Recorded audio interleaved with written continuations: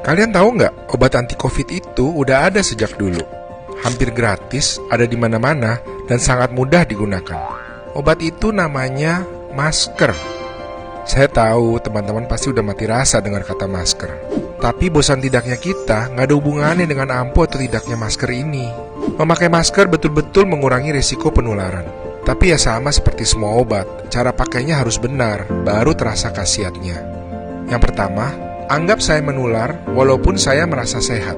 Anggap dari hidung dan mulutmu keluar virus-virus yang dengan mudah tertahan jika kamu menggunakan masker. Masker itu ampuh, yang bikin dia nggak ampuh adalah keteledoran kita ketika menggunakannya. Yang kedua, anggap seseorang menular walaupun saya kenal dengan orang itu. Ini adalah kesalahan paling besar yang sering kita lakukan sebagai makhluk emosional. Seorang teman lama yang baru datang dari luar kota dan kita tidak tahu riwayatnya, jauh lebih mungkin membawa virus dibanding teman satu kos yang nyebelin banget sumpah, tapi dia nggak pernah keluyuran dan nggak pernah ketemu orang.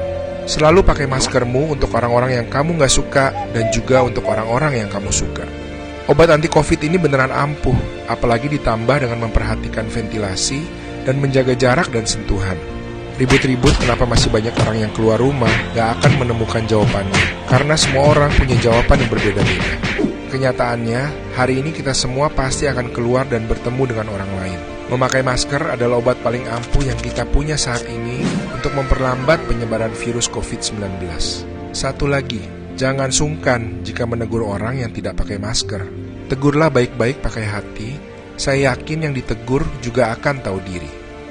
Obat anti COVID ini bukan jadi alasan kita menyepelekan dan membuat kita jadi tidak bertanggung jawab.